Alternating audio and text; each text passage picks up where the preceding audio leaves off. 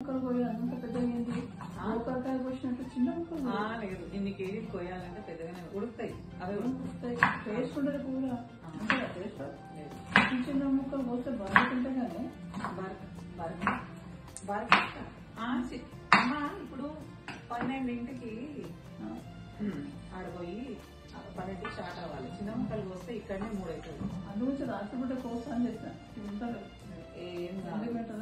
నేను అంత పెద్ద కూడా ఏం కూర్చున్నా నువ్వు ఇంత మంచిగా కూర్చున్నా. మరి గీతకి వేసుకున్నా నేను రాత్రి ఒకసారి అమ్మో బాగుంది మస్తు చిన్న చిన్న ముక్కలు ఉంటుంది.